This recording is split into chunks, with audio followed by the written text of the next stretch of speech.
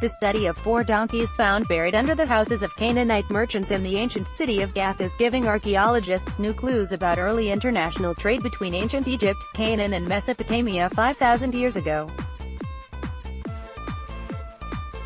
For one thing, the ancient traders used donkeys, not other beasts of burden. For another, they controlled the donkeys with bits, the archaeologists deduce. That had been completely unexpected, they report Thursday in PLOS 1. Perhaps after their usefulness had been exhausted, or not, the Canaanites of Gath sacrificed their donkeys and buried them in shallow graves under the floors of their houses. It was common practice throughout the Levant to bury a sacrifice beneath or by the house foundations, including in some cases human sacrifices. The donkeys may have been a twist on that cultic habit, which was designed to propitiate the gods and protect the homes of Gath, an ancient Canaanite city located in southern Israel.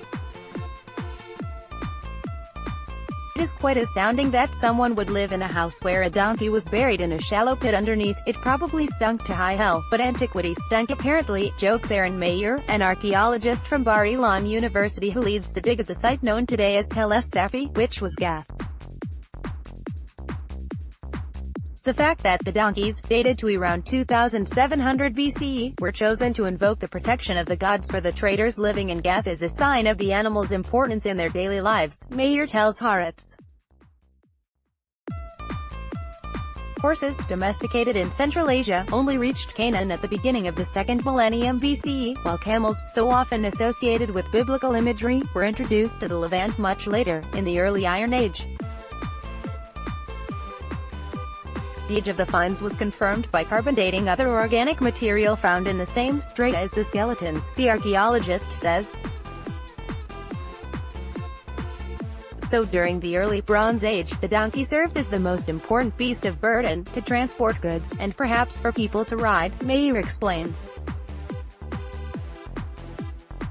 When something is important in daily life, it becomes important in cult. It bears adding that donkeys as foundation sacrifices are also known from other early Bronze Age sites in the region. No donkey sacrifice is associated with the later Jews, who held the animal to be ritually unclean anyway.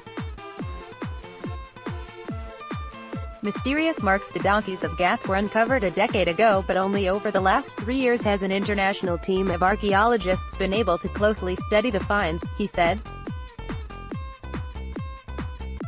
The new study focused on the strange marks that had been noticed on the teeth of one of the skeletons. The analysis confirmed that the marks were consistent with the wear caused by a soft bit, likely made from rope or wood, which would have been used to control the animal, a statement from Bar Ilan University said. This surprised the archaeologists, who so far had thought that bits were introduced to the Levant only 1,000 years later, in the Middle Bronze Age, after 2000 BCE, together with horses. Before then, it was assumed that the donkeys would be directed using a nose ring, as depicted in Mesopotamian art, Mayer said. He adds that bits are a more sophisticated and precise method of controlling an animal. We also know from a previous analysis of dental isotopes that this particular donkey was born in Egypt and was only imported to Gath in the last months of its life. Separate research found that the early Gathites also imported sheep and goats from the Nile Valley. Canaanites before Philistines. Gath is better known as one of the 5 city-states of the Philistines, described in the Bible as the hometown of Goliath, the giant nemesis of the Israelites felled by David. But in fact the site was the site of a prosperous Canaanite settlement thousands of years before the Philistines showed up in the Levant during the 12th century BCE. Put together, the discoveries on the Bronze Age donkeys of Gath show that these animals traveled far and wide in the Middle East as part of a well-organized trade network. The early Bronze Age is the first urban period in the region. It is the time of the pyramids in Egypt and the Mesopotamian civilization, Mayer says. One of the many facets of this period was international trade, which we already knew was conducted in convoys that included donks. These discoveries show us that this trade using pack animals was much more sophisticated than we thought.